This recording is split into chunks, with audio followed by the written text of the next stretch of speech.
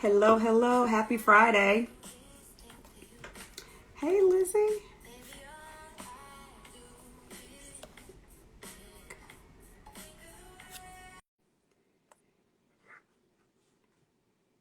I think I accepted it. Hold on a second. Yeah, Hi, how are you? I'm good, thank you. How are you? I'm doing well. It's so good to see you. Likewise. I'm so excited to have Oh, you. I was super excited to have your book as our July Spine of the Month. It was absolutely the perfect book for, I mean, anytime, but it was perfect for the summer. yeah. It is so Thank you. good. Oh, thank you so much. Yes, it is great. Uh-huh. So I'm just going to do a quick kickoff and then we'll go from there. Hello, you guys. Welcome to our July Spot of the Month book chat. We are here with Lizzie Damilola Blackburn. She's the author of Yinka, Where's Your Husband? And today is our book chat day. I hope you guys enjoyed this read as much as I did. It was absolutely super fun and it was good. So many different themes in the book. And so let me give a little bit of your background. You were born and raised in London. You're a British Yeah. Nigerian writer who won the literary consultancy pen factor writing competition in 2019. So does this mean that you entered a contest for this book? So basically, it was it was a writing competition open to like everyone, and I submitted like the first chapter of this book for the competition, and I ended up winning it. But I can talk more about it later on because it played a huge part in my journey to Okay. publication. Yeah. Okay. And so you now live in England with your husband. Mhm. And something in your bio that's really cute. It says that you've been on the receiving end of this question, the title, many times By my mom. by your mom. So if you would just give us a brief description of the book. We do no spoilers, even though it's a book club chat. There are people that are in here that probably have not read the book yet. So I never like to spoil it, but we are going to, talk about, book club things, but not spoil the book. Cool. And first of all, you pronounced my middle name perfectly. You got the Nigerian accent down, so Oh, I got yeah, it right? yeah, it was good. But yeah, Yinka, Where's Your Husband is a rom-com, and it's set in Peckham, South London, and it follows Yinka, who is a 31-year-old British Nigerian woman. And yeah, Yinka's been in the heat because her mum and her many Nigerian aunties, because there's quite a few in the book, they're all asking her, "Where's your husband? When are you going to settle down? Where's your boyfriend?" And to make matters worse, her cousin gets herself engaged. And so Yinka says, "Do you know what? I'm going to take my love life into my own hands." And so she sets up this plan to find a date in time for her cousin's wedding. But then what kind of starts off as a very like simplistic goal turns into something way more drastic. And Yinka feels as though she has to change herself in order to find love. So in addition to this being a love story, it's also a story of self-discovery, which Yinka goes on with the help of her amazing friends. Yeah, that's something that, first of all, we'll talk about this a little bit later, but what I love about her, she reminds me of myself because she like has checklists, spreadsheet, post-it notes. I mean, she is all about the checklist. She's all about revising and the post-it notes. So she was always a girl after my heart early on. Um, can you tell us a little bit about you and your journey on to becoming a writer, an author? Yeah, so always loved reading and writing ever since I was a kid. But funny enough, I actually wanted to be a journalist, but I didn't quite pursue journalism. I went into the charity sector. Mm-hmm. Um, but then it's funny because in my early 20s, mid 20s, my mom, like I mentioned before, she was asking me about my love life and, where's the boyfriend? And so I decided to write a short story about a Black Nigerian Christian woman going through like the same thing. So I set up this blog called Christian Dating Dilemmas because at the same time I was looking for, mainstream fiction and romance with Christian characters, and I couldn't find any. So Yinka's story was on that blog. Mm-hmm. And then I went to this blogging workshop and I met this amazing author. And as all writers do, I wanted to get some feedback on my writing. So I shared my short story with her.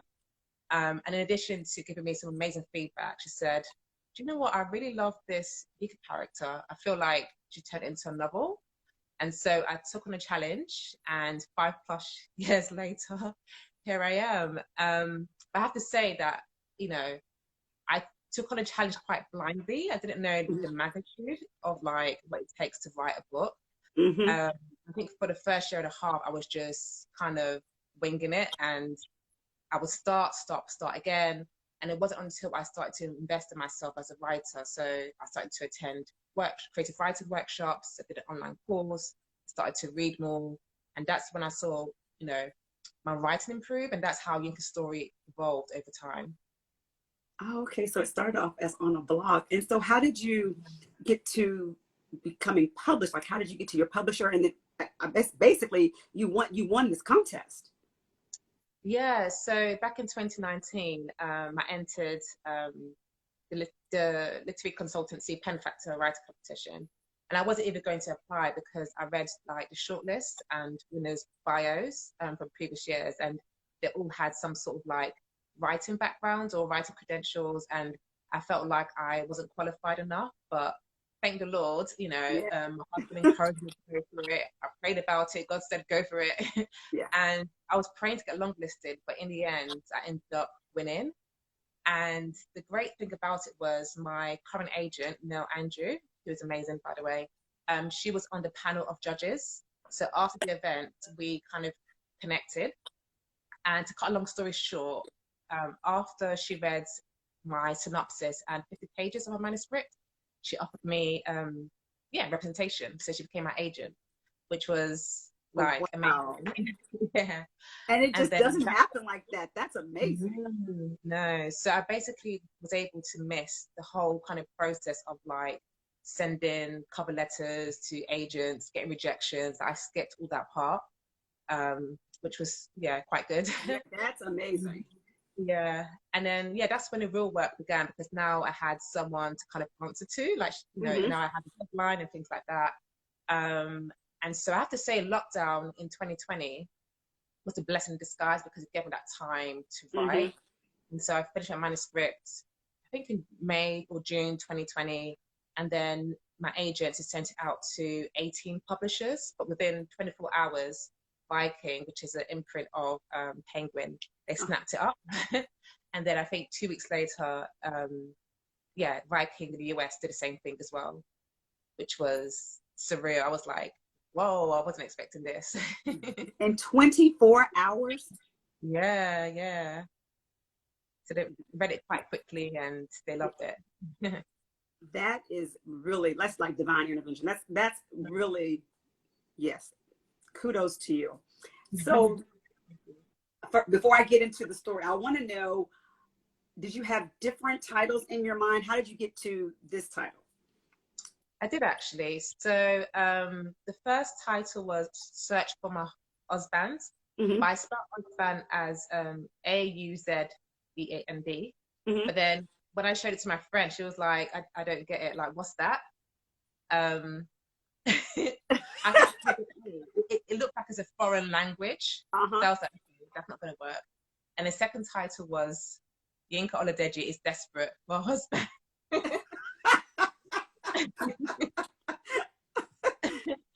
And then I was like, actually, the word desperate is quite off-putting, and also it's quite a long title. Yes. And then we tried out different things, and I thought, wait a minute, like, where's your husband? That's like what Nigerian women are asked all the time. So I just put you in front of that, and I was like, yes, this is the one. This is genius. And I changed the A to H, so it's clearer. And I absolutely like I love the cover. The cover is gorgeous. Oh yeah, I love it too. Yes, the cover is gorgeous. And I think you have a different one. Oh, you have that one. Okay, yeah. And your UK covers, all the rings. Yes. Yeah, I love that one too. So can you tell me, what was your inspiration? Like, is it more so like what you were experiencing in life, or friends of yours? Like, what was your inspiration? Yeah, I think it was like a collective experience, you know, being single, people asking you, you know, where's your boyfriend, as if like the guy will just drop from heavens. um, you know, online dating, giving that a go. Yeah, and I remember like when I was single, like my friends and I would have like conversation about how hard it is, and the struggle of like just trying to meet someone that you're compatible with and that, you know, you find attractive. So I knew that a lot of women out there have been or going through the same thing. And I knew that it would be a story that a lot of people would resonate with, regardless of like their culture and backgrounds. Yes. So that was the real inspiration. Yeah. You know, one thing I will say, I read somewhere, and this really made me like almost like I fell in love all over again. I read somewhere that you were inspired by Bridget Jones' Diary. Yeah, yeah. Okay, first of all, that's one of my favorite movies ever. I absolutely love that movie. So when I was like, makes sense. Yes. Yes. All the friends, it totally makes sense. So kudos. How long did it take you to write it? Probably say 5+ years. But yeah, I would say that. But like I said before, like for the first year and a half, didn't know what I was doing. And also within that time, a lot of things happened in my life. So I got married, I moved from London to Milton Keynes, and there were times when I just kind of took a break from writing because I had just had too much on. Yeah, so it took a long time. And also I'm self-taught, I guess. Like, so I was kind of learning on the go. Like I didn't know how to write a story or like what I was missing. And I remember when I read this book called Story Engineering by Larry Brooks, which I recommend to any writers out there. That kind of broke it down to me what storytelling is, and it's a craft. And you know, in order for a story to be engaging, it needs certain components such as conflict and stakes and compelling characters and an inciting incident that would take the protagonist from, you know, her comfort zone to this adventure. So that really helped me kind of, yeah, put more structure into my story. So it's definitely a journey. I love your story because it's very inspiring. So it would help someone else, because you're saying that you're self-taught and that you taught yourself how to write and published. I mean, got a deal in like 24 hours. That's like really, really unheard of. And so that's very good. It's a big blessing. That's amazing. You mentioned, and this is something that was interesting as well. You mentioned Christianity and mainstream fiction, something that you didn't see. So can you talk a little about that? Because we have Christian characters, which I love. Most of them are from a Christian home, church-going families. And they actually, there's characters that challenge each other on theology and faith. Yeah. Yeah. So like, I just really wanted to read a romance or mainstream fiction book with a Christian character. I just really struggle to find any, and I don't know whether it's because like, you know, some assumptions that people have of Christians, and maybe like some as well, you know, maybe Christians being too preachy or righteous or pious, so maybe they immediately associate those words with the character, and maybe that's what kind of puts them off it. So even though I knew it was a risk because I hadn't seen it done before in like mainstream like publishing, I wanted to be kind of authentic to Yinka's story and also authentic to myself. And there's like loads of people out there who are Christians who are kind of craving this. And you know, sometimes I get messages from these people saying, "Thank you so much for writing Yinka's story. Like, it's wonderful to be seen." Yes. And I feel like, you know, everyone should be able to see themselves in the books they read. And I feel like the publishing industry have a duty to make sure that what they put out there is as diverse as possible. Yeah, and I think too, I especially liked it because, in a rom-com, you really never hear about maybe they went to church, but you really don't go into talking about the faith, having friends challenge you about your faith and discussions. So I thought it was a really good balance of how you had the characters and you talked about their homes and how they were brought up. So that was very refreshing. Thank you. Yeah. Yes. Someone says people don't talk about Christian fiction enough. Absolutely. They do not. Yes. So very good. another part that I really love, and if you guys haven't listened to the audiobook, I love the audiobook because you can hear all of the pings and the texting. Yeah, yeah.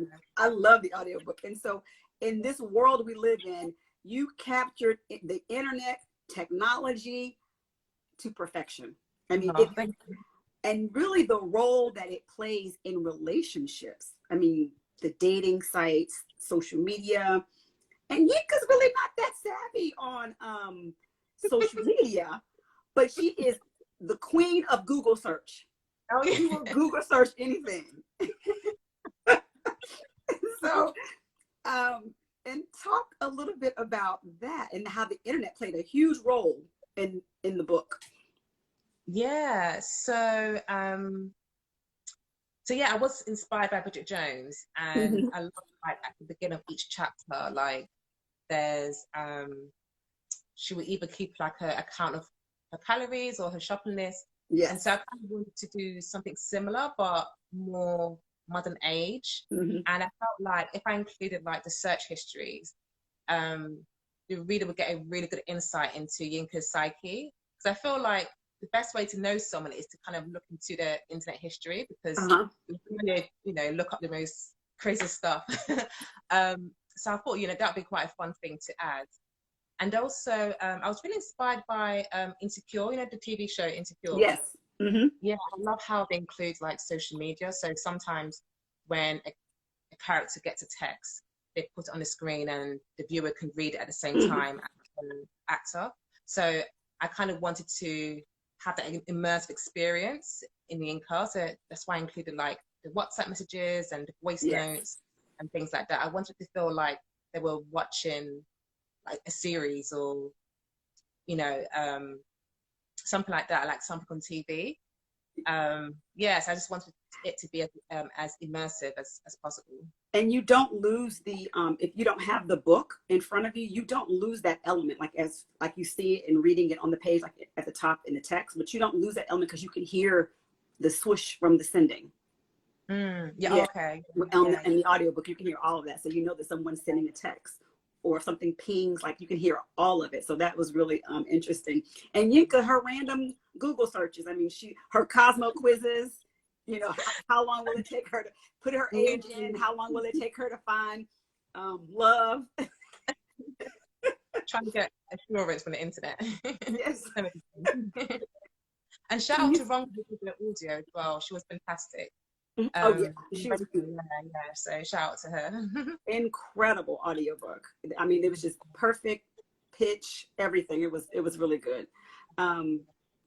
So let's talk about the importance of female friendships, especially Black female friendships. And you know, did you draw from your own friendships in writing? And basically, and also let me go back because we have two of the main characters are Yinka's cousins. It's Ola and Rachel, right? Ronke. No, Rachel. Sorry, Rachel and Ola, and then Nana is her best friend. Yeah. And so they all have this relationship. So can you talk a little bit about their relationship and how they, you know, manage with one another? Yeah. So initially they were like just friends, but because there's a lot of like tension between Ola and Yinka, we didn't think it would be realistic if for Yinka to stay friends with her for a very long time. But if someone is like a family member, it's very hard to cut them off. So I thought, okay, it'd be interesting if like I made Ola her cousin. And I kind of want to show, I wanted to show like how friendship can be quite complicated when you add that element as well. Because I would have cut her off if she was a friend.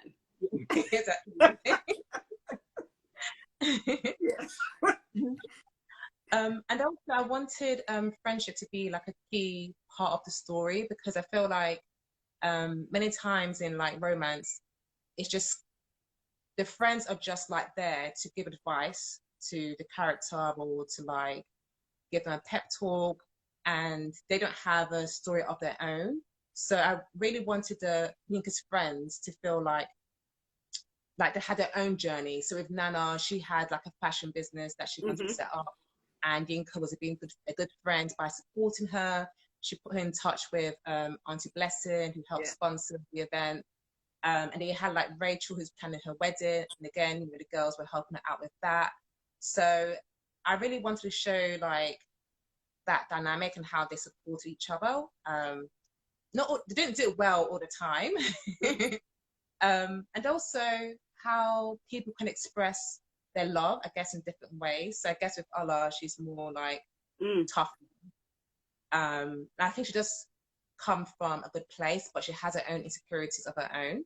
Yes. And then with Rachel, she always wants to keep the peace. And you have Nana, who's like, you know, the friend that everyone needs, where she just kind of imparts wisdom into Nana, into Yinka. Like she builds her up. She tells her that she's, you know, that she's beautiful and love herself. So yeah, I just kind of wanted to shine a light on that. Yes, I love the elements of the friends, a friend slash family. I think everyone had their own life and different things that they brought to the table, different personalities, in which all of us have when we experience our friendships. Let's just describe Yinka in 5 words. I would say she's awkward. She's definitely an awkward black girl. Yes. I would say that she is kind-hearted. Like she has like a heart for the homeless, and you know, charity work. So yeah, I would say she is determined, Very. both in her career, but also to find a man. And I guess ambitious as well. Like she had a goal, you know, quite a tight timeline too. And I would say she's funny. Like she was definitely a fun character to write. She's witty, yeah. She's very witty. So she has a lot of growth and development throughout the novel. You know, she is finding herself. And this kind of ties in with some of the themes, you know, of culture, class, and the colorism. But she goes through this phase where she loves her. I mean, her mother is like always on her. You know, she's telling her she's too British. She wants her to be married and to have kids. She says she's too focused on her career, and she doesn't like her short hair. And so I want to talk about how culture, you know, how you grow up your culture, and then society, the expectation of society, balancing that with your own self, your passions and your desires. Because, you know, she goes through this whole phase where she changes her hair, she changes her style. She has this checklist of things that she's going through that takes her out of who she really is. Yeah. So I kind of wanted to show like how different pressures can like have a knock-on effect on someone's self-esteem and how they see themselves. So like in the media, she doesn't see a lot of like dark-skinned women as like love interests in movies, like in music videos. And so she kind of like internalizes that. And even with like her mom, you know, she's always making comments about her hair being short and how it, you know, it's a boy's hairstyle. And so she starts to think, okay, maybe the reason why I'm single is because of the way I look. And maybe in order to find someone else, I need to look like, quote unquote, how the eccentric standard beauty, which is, you know, long hair, you know, fairy skin, etc. A big bum. She talks about that. She wants to cover her. Forget about that. Yeah. And again, going back to pressures, social media, because that's, you know, trending nowadays. Yeah. So she kind of loses herself in all of that. And she kind of has to go on a journey to find out who she really is and to find, I guess, to accept herself as well and to find self-love, you know, which she does when she goes to see a therapist. Yeah. And how do you, let's talk about, because when we're talking about her mother, and I've heard this from a lot of people not Nigerian friends, that when they're brought up in outside of their native land, right? Like say in London, the family is fearful that they're, like her mother kept telling her she doesn't know how to cook Nigerian food. She doesn't know how to speak Yoruba. So how does that play a role in, you know, someone's psyche, especially because they grew up on in this other area, other culture, but still they want to remain and honor their heritage. Yeah.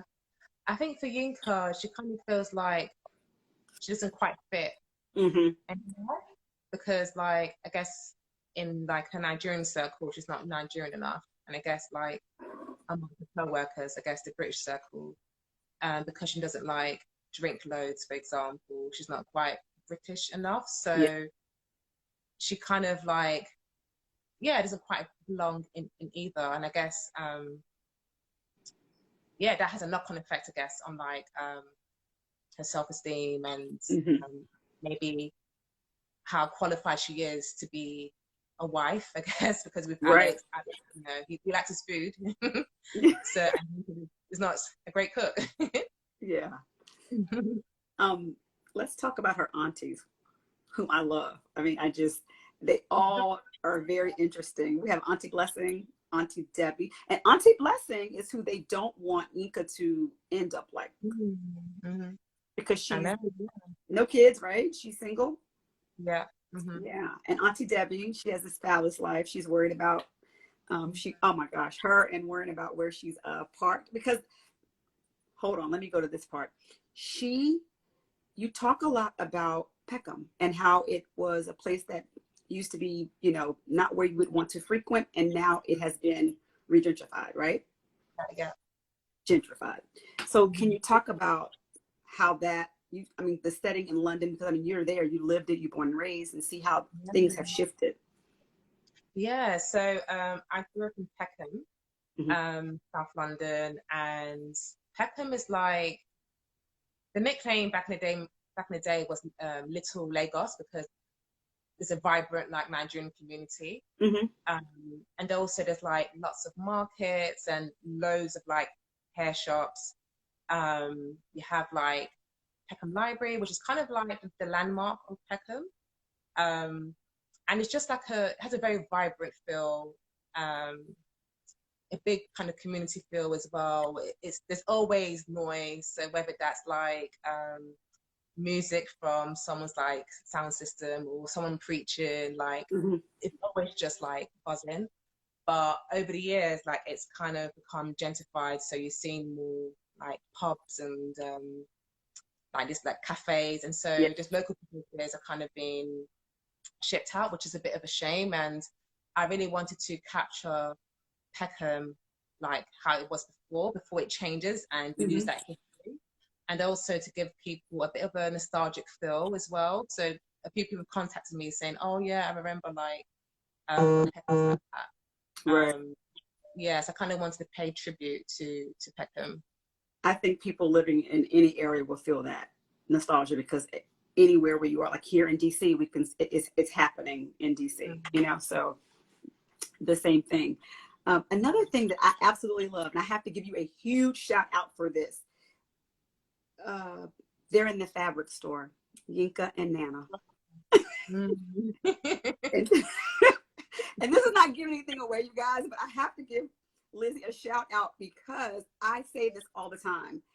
And Yinka is trying to get a discount on the fabric.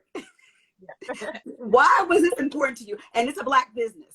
And Nana calls her out and says, you wouldn't go to Prada, you wouldn't go to Gucci, you wouldn't go to these places and ask for a discount. So why are you asking for one at a Black business, specifically a small Black business?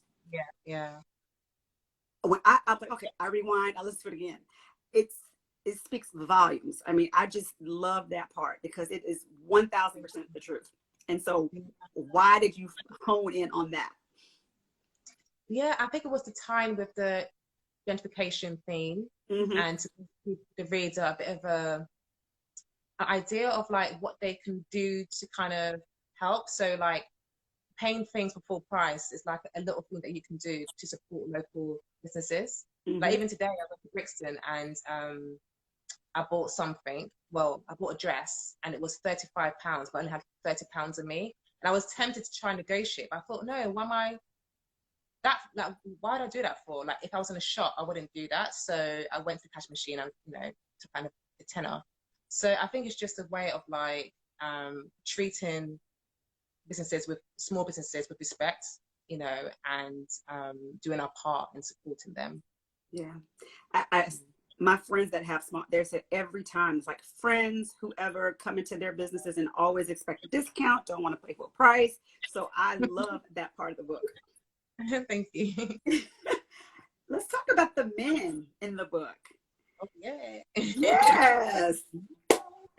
And I loved how some of your chapters just dropped off at the end, and my mouth was open. Like a lot of things just happened. I was like, what? So I love Donovan. Oh, my favorite. He's your favorite? Yeah, I love him. I didn't think I was gonna like him at first, but I really like Donovan. So can you just give us a little bit about the men? Because we have Donovan, we have Derek, we have Alex, and Femi, and that's her ex. Yeah. Who doesn't? This is not a spoiler, you guys, but Femi is her ex that she hasn't gotten over, and she sees him at her Cousins at her sister's baby shower, right? Mm-hmm. Yeah. Oh no, actually, Rachel's engagement party. Engagement party, yes. Yeah. And he didn't want to marry her, but he was already engaged to someone else after what, 3 months? Yep.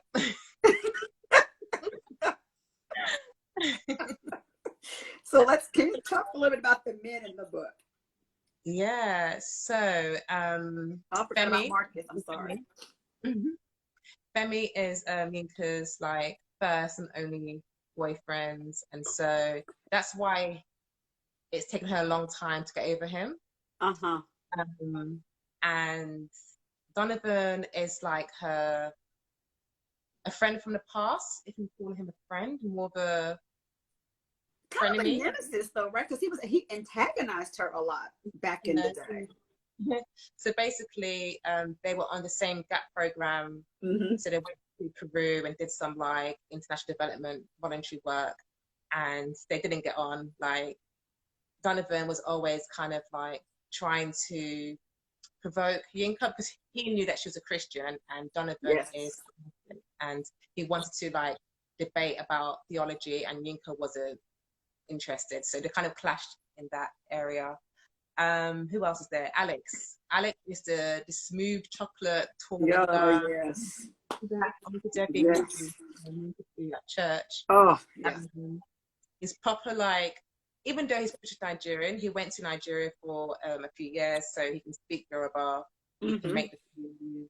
He's very connected. He checks all the boxes, which let me know from the beginning. No, he's not going to be the one. But that's not a spoiler. But I'm just saying, he was too perfect. And then Derek is like the nice guy, I guess. Like Derek used to like Yinka, but then she turned him down, and ever since then she feels a bit awkward around him. But Derek's a sweetheart. I like Derek as well. Like, he is. And why is it that we never like the nice guy? I know. It's like winding through DNA. Right.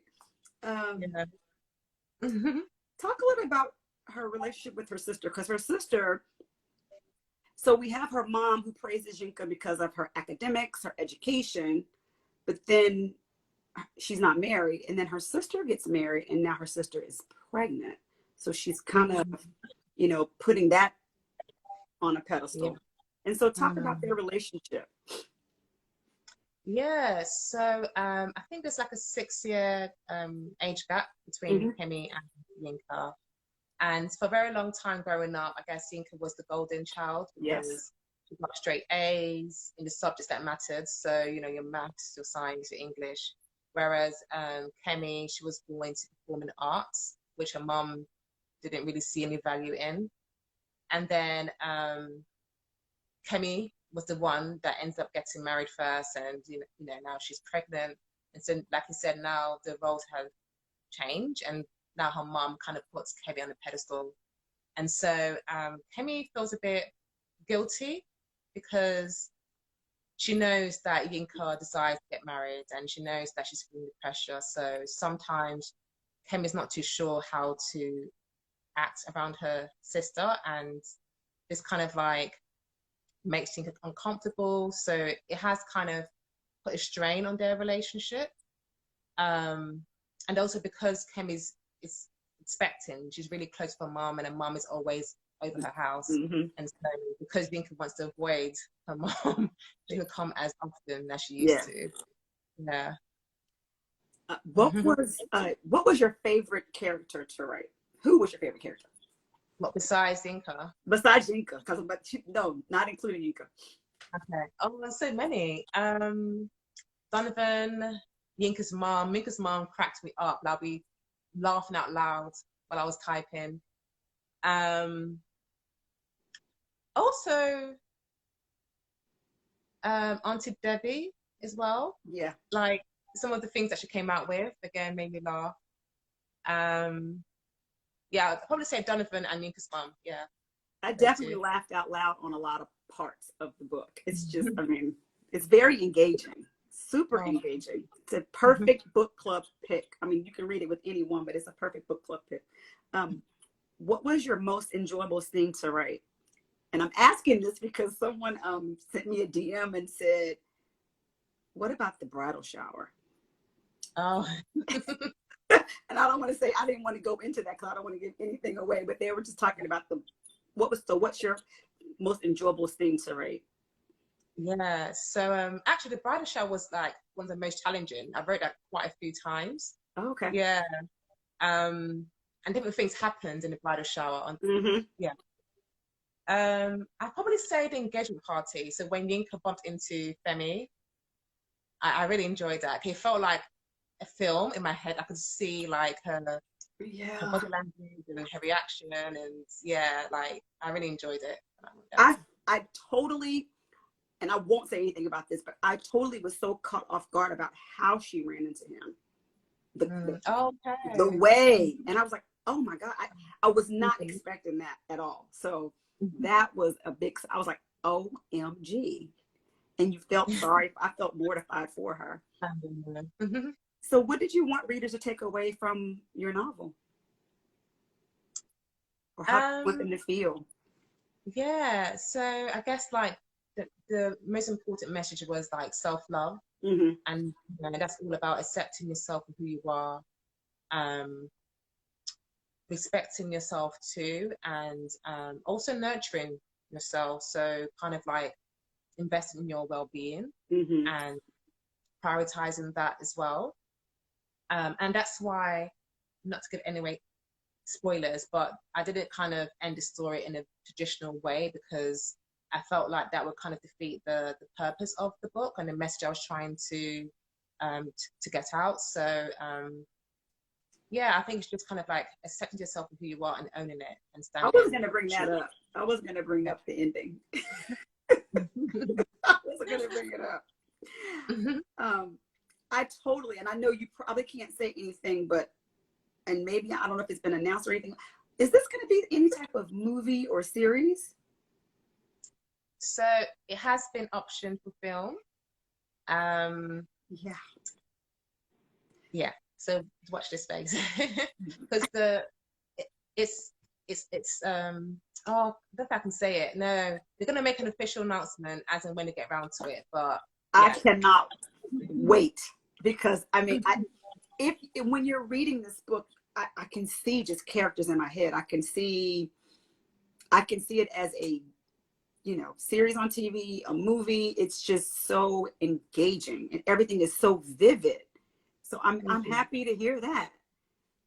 Yeah, I'm excited. That's very exciting. So what are you reading right now? Anything you recommend? So at the moment, I'm not reading because I'm writing book 2. So my head is just kind of like focused on that. Okay. However, the last book I read is Honey and Spice. Oh my gosh, yes. Recently in the US.